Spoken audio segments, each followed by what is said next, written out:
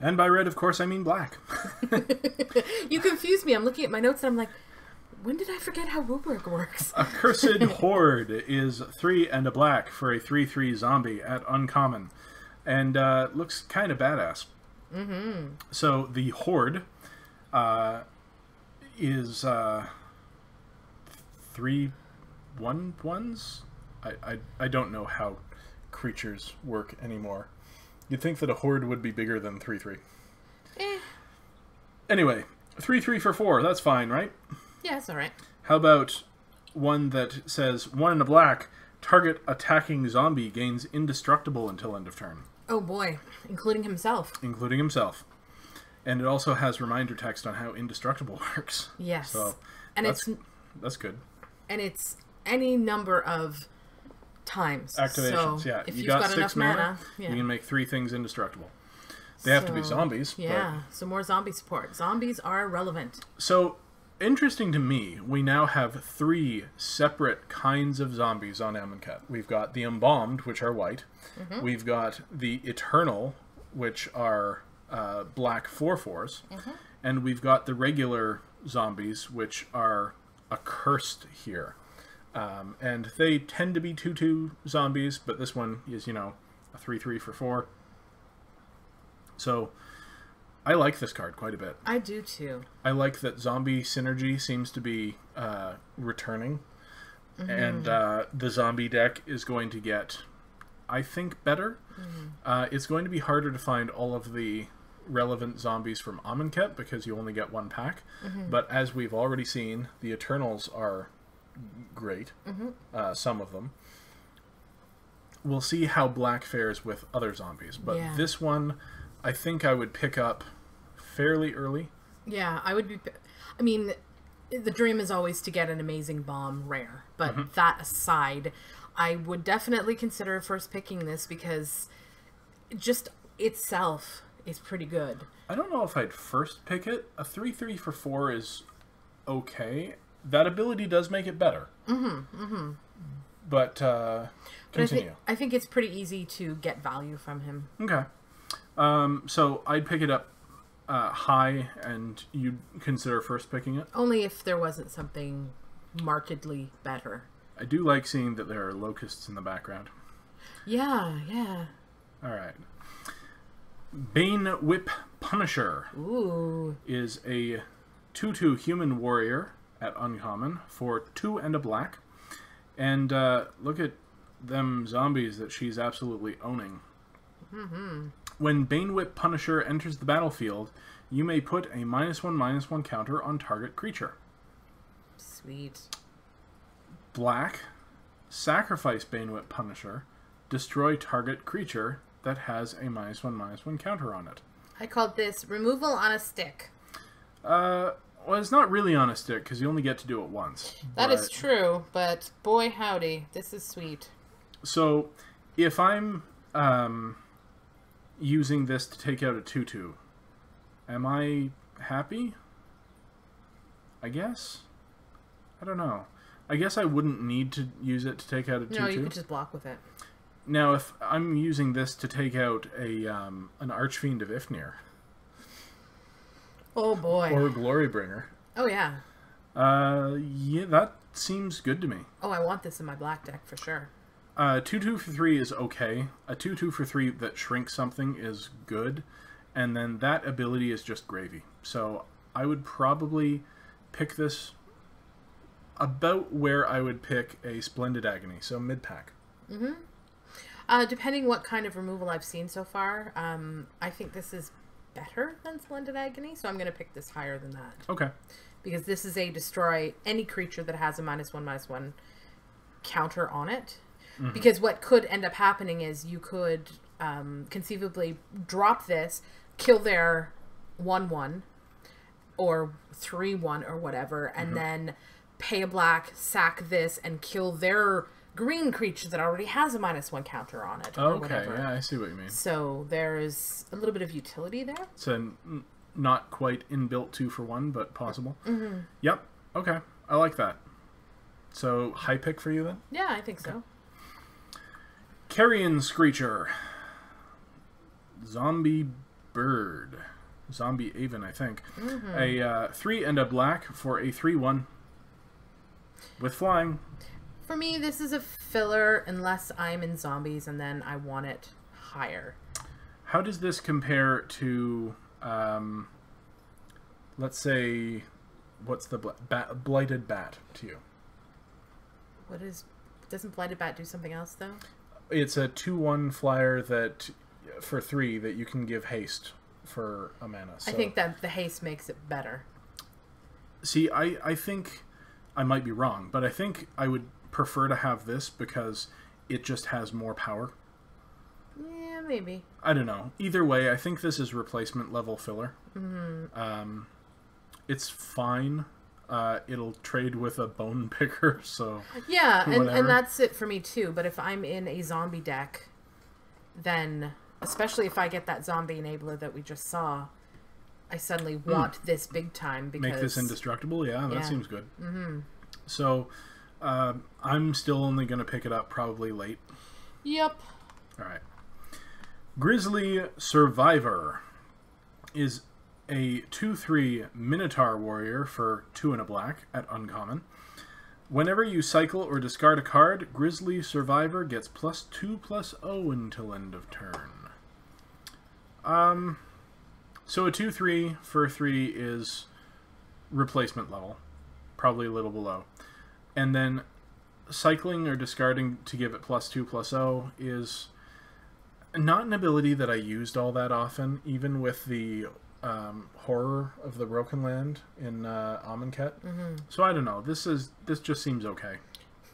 My comment on this card was fine.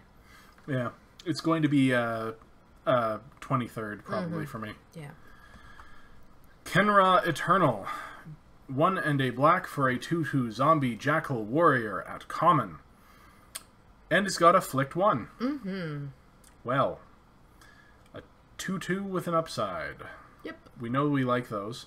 So this is either going to do 2 to your opponent or deal 1 to your opponent, and then it will probably trade with something.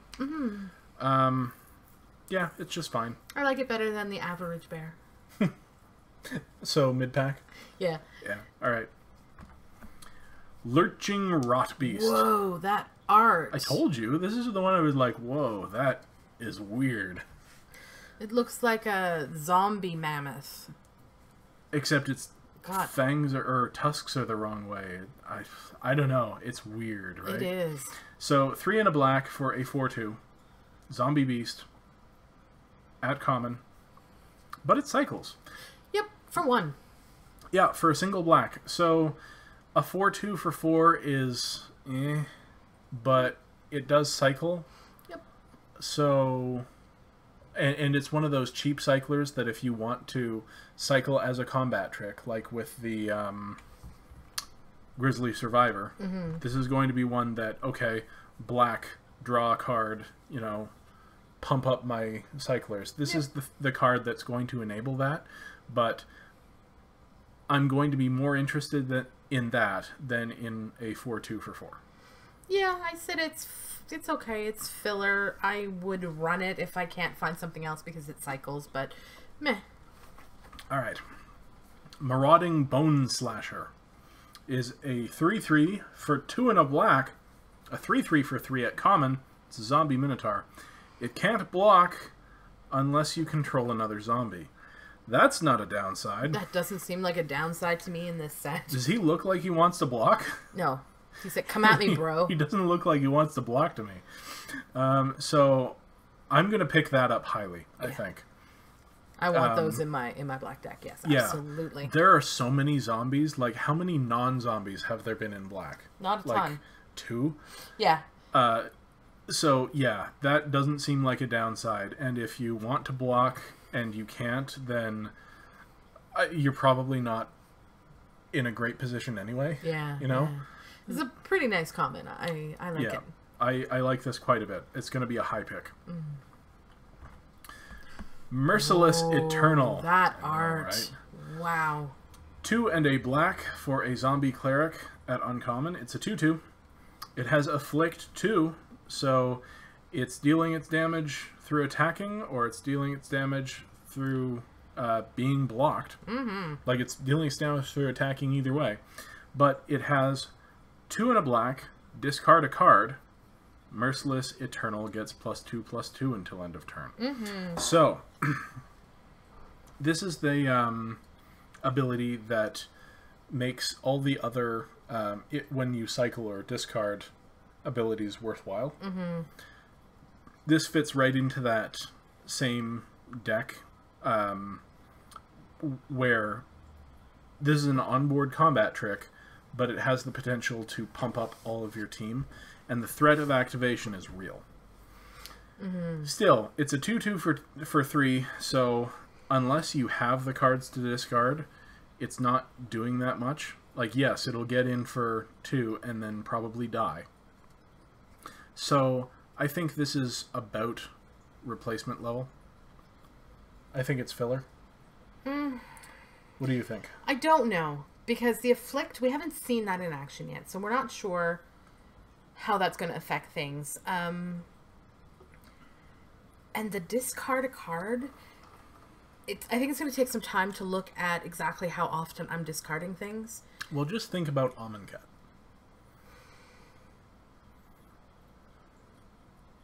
I don't know, because there are still those eternalized creatures that some of them you just want in your bin. Yeah, some of them are better if you're eternalizing them. So I think if I have the stuff to make this worthwhile, I'm going to want it more. Okay. Otherwise, it's just kind of, it's all right. So I'm saying it's filler. Where do you want to pick it up? Probably after I know exactly what I'm doing with my deck, so probably filler. Okay. All right. Here's what you were talking about earlier. Moaning Wall is 2 and a black for a zombie wall at common. Yeah. It is an 0/5 defender. So, this is, I don't know. If it was an 0/5 for 2, I'd be excited. This is a weird one, because if you're looking at black the way we've seen it so far as kind of an aggressive color, it fits strangely, but with my recent like of playing blue-black, maybe it will fit into a more controlling shell. But I think I put down that if what your deck wants to do is dirtle and keep people from hitting you, then you know this is probably going to work in your deck. Now, before we go too much further, it does have cycling, so you can just pitch it for 2 and draw a card. Mm-hmm. But I want to compare this with the 0/4 for white. Okay. For 2 more mana, you get 1 more power point of toughness. Yeah. And I don't like that. Besides the fact that in a set with Afflict, I want my blockers to be dealing damage. I want to be able to kill the things that are coming at me, not just block them. Sure, but I would... Now, don't get me wrong. I would probably slot this in only if... asterisk. Okay. But there is so much zombie shenanigans going on. There's the thing that gives... Oh, but that's only if zombies attack, right? Attacking zombies get indestructible to the end of turn? And this can't attack. Fair enough. There is some stuff that might pump it up, so maybe that makes it a little better. I mean, I'm probably not ever playing it. I just wonder if the zombie subtype, or the zombie type is ever going to be relevant. Okay, where are you picking this? I'm not. Okay. Okay. I'm not. I just like to try to figure out what they were thinking and where it's fitting. Is this right. going into a commander deck maybe, or perhaps a constructed shenanigan? I don't know. So in our limited set review, I'm just calling this straight up unplayable. I'm not going to call it unplayable. I'm going to call it 24th card that I need to sideboard in because my aggressive deck is not aggressive enough against this other deck. Okay. Unplayable. Moving on. Ruin Rat. Oh, hey, I like Ruin this guy. Rat. Look at his face. 1 and a black for... Ew. I want to snuggle him. He's got a gnarly eyeball. 1 and a black for a 1/1. At common, it's a rat. It's got Death Touch, so it's expensive typhoid rat. When it dies, exile target card from an opponent's graveyard. I'm happy to see this card. I like to see some Death Touch in black. I'd rather not pay the extra mana for it, but we've already pretty much proven that being able to exile a card from somebody's graveyard could be as good as removal. So I'm really, really not unhappy to have a rat or two. So this is not something that I plan to pick up early. No. It's not even something that's going to make my deck every time, and I'm surprised to say that myself because I usually like these things. But I'm comparing it to Typhoid Rat, which you can play on turn 1, and then play your 2-drop bear. Or Baleful Eidolon from Theros, where you could possibly bestow it. And I just don't think that this measures up. That having been said, it is a 1/1 with Death Touch, which will basically kill whatever. So I can see absolutely siding these in against an aggressive deck, or the problem is that evasion goes direct, like right around it. Now, do you have hard numbers on how many embalm or eternalized creatures are in the whole set? 5, 6, 7, 8, 9.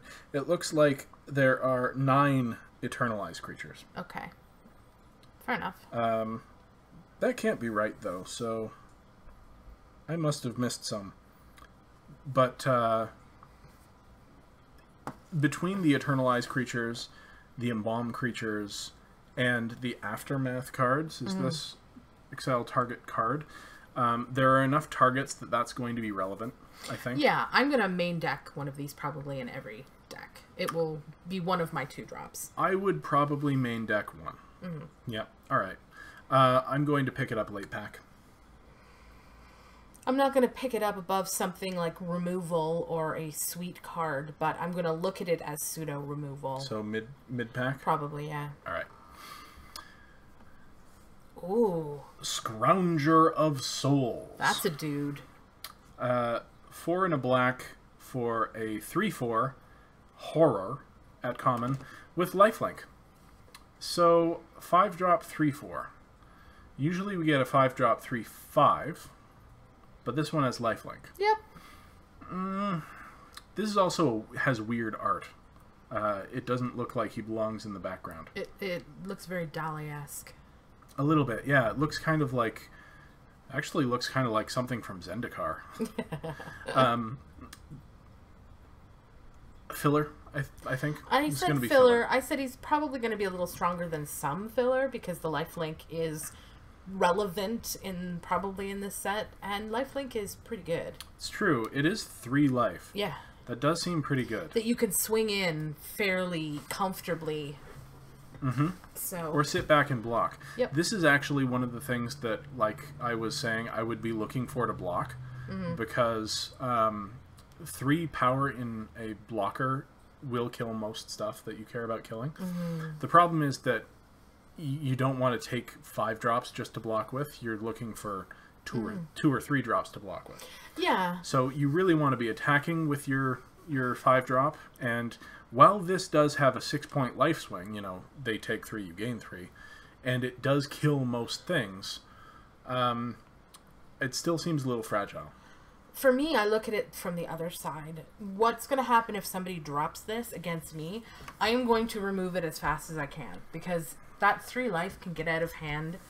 They swing into my board. There, as you said, there's not a ton without double blocking that is going to kill this. Okay. And so if they're swinging at me and they're taking 3 and 3 and 3 and 3, it adds up fast. This is something I want off the board. So if that's the case, then I probably want one. Fair enough. All right. Vile Manifestation. 1 and a black for an 0/4 horror at uncommon.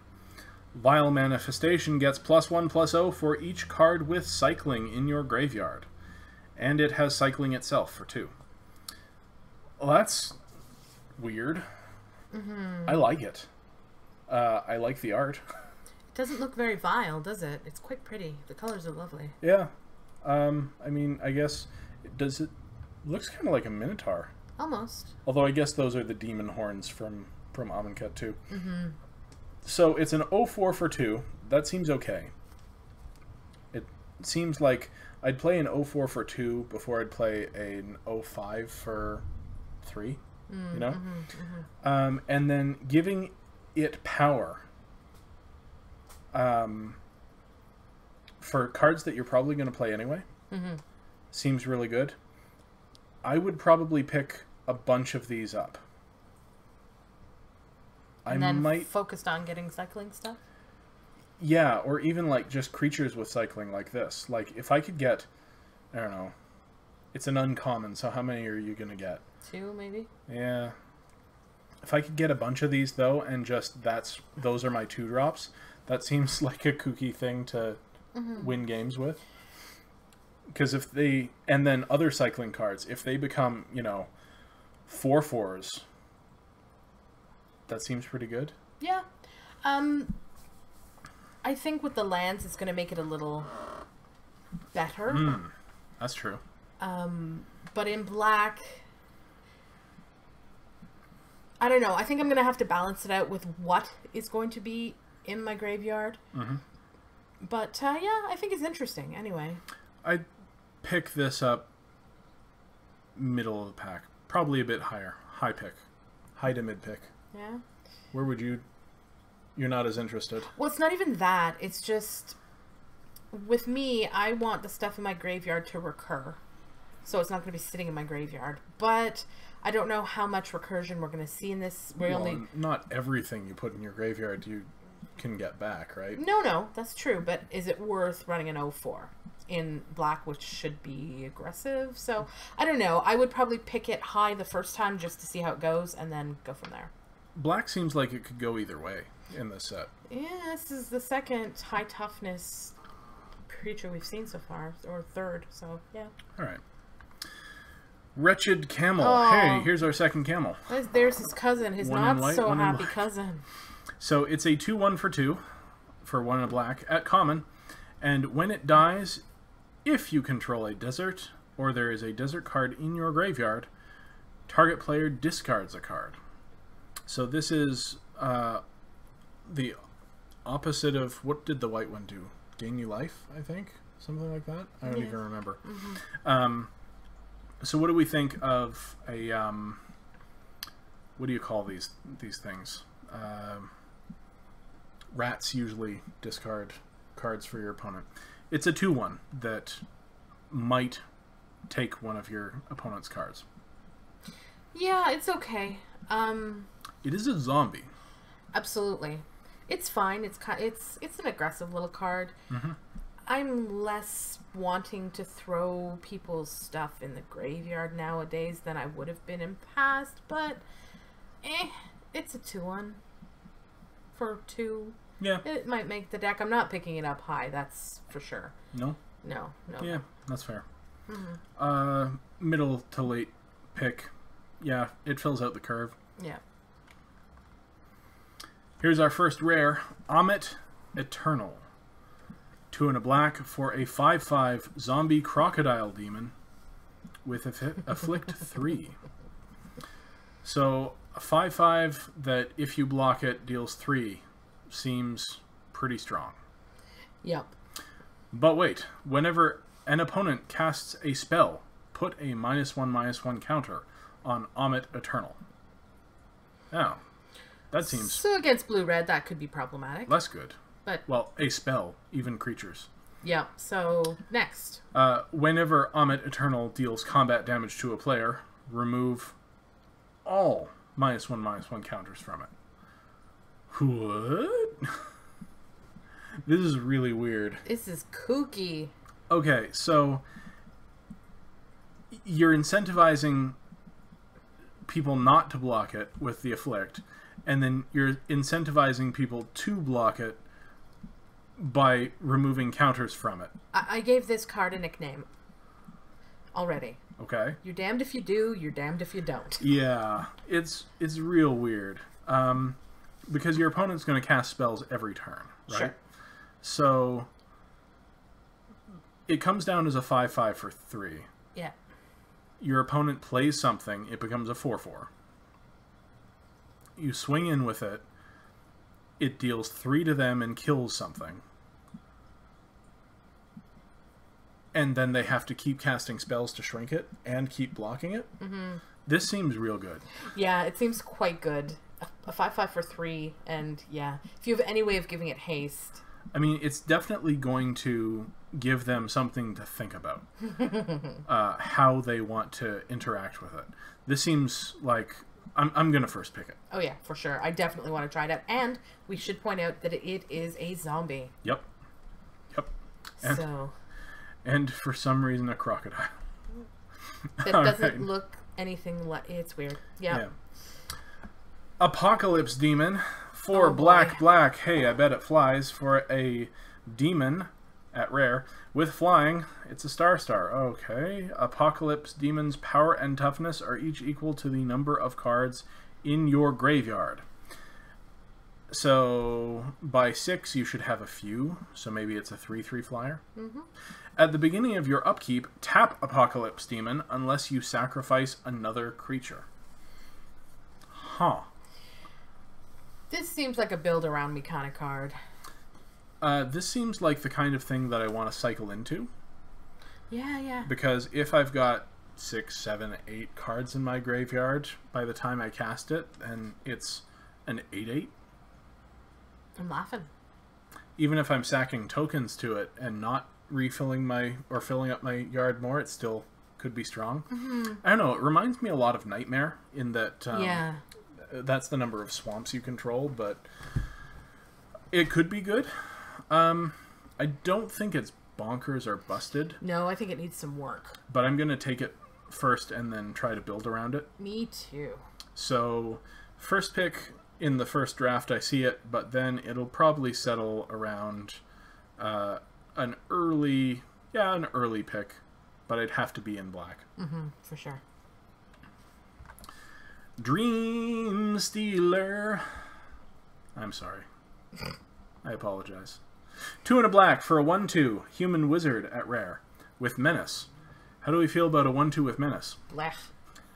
Okay. Whenever Dream Stealer deals combat damage to a player, that player discards that many cards. So they have to throw 2 things in front of it, or they have to discard a card. Yeah. I don't think throwing 2 things in front of a 1/2 is going to be difficult. No. Although it might get in if your opponent doesn't have 2 creatures. Sure. However, Eternalize 4 black. It comes back as a 4/4. So it's a 4/4 with menace, and they would have to discard basically their whole hand. Sure. You don't like it? It's not really what I want to do in black. No? Eh. You don't want to get in there? For 6? A 4/4 with menace, I think, is... It's okay. Okay. Yeah. But yeah, you're probably right. I mean, how many cards are they going to have? Yup. This is the kind of thing that, while it might be a target for removal late game, they're not going to care. Like, it's very easy to block when it comes down. Any 2 creatures, I mean, pump spells work really well with it. So, I don't know. I'm going to pick it because it's rare and I like rares, but... Yeah, I'm not that excited about it, though. Not excited? It's not stealing my dreams. Alright. And finally, in black. Oh boy. We talked about this a little on the Knowledge Pool podcast. You should go and check that out. We talk about more than just card reviews there, but this week's we were looking at the set. Razaketh the Foul-Blooded. 5. Black. That looks like a familiar mana cost. For a legendary creature demon at Mythic, it's a flying, trampling 8/8. And you can pay 2 life and sacrifice another creature to search your library for a card and put that card into your hand. Then shuffle your library. So this is the big bad demon that Liliana came to Amonkhet to fight. Boy, he's a something. Yeah, he's bigger than old Big Grizzlebrand, that's for sure. Okay, so unpacking this. First of all, triple black in the casting cost. Don't even care. Second of all, 8 mana. might care. So those are the downsides. Pay 2 life, sack another creature to get a card you want. This is not the card you wanted? Like, what else do you want? Maybe I a want removal a kill spell. Yeah. for their flyer? my best kill spell, thank you. But other than that, I mean, this guy, if you can cast him, he is ridiculously bonkers good. If you can cast him is the thing. Now, he doesn't have lifelink or anything. No. But he does have trample. Trample is pretty good. A flampling 8/8 is hard to deal with. Yeah. And the fact that it is triple black, but it's not until, if you're at 8. Yeah, if you're going to have 8 mana, you're going to have 3 black, yeah. I'm assuming. The whole question is, can we cast 8 drops? I don't know. Time will tell on that one. I don't know. I'm first picking him just because I want one. Oh, he's going in my Merciless Commander deck. Yeah. Yeah, because I have ways of cheating out things early. Mm-hmm. And he's just really good. So, in Limited, honestly, he's probably not going to be that good. Just because 8 mana is a lot to ask for. Especially in a format that up to this point has seemed aggressive. Mm-hmm. But I'm still going to first pick and build around. I'm hoping in Sealed League, when we build for 8 weeks, and you can kind of pare down to almost mono black. Or blue-black with lots of counters and removal. Yeah, it would be pretty good. So I'm going to give him a first pick build around. Yes, I agree. Okay. Now, we're really going on to red.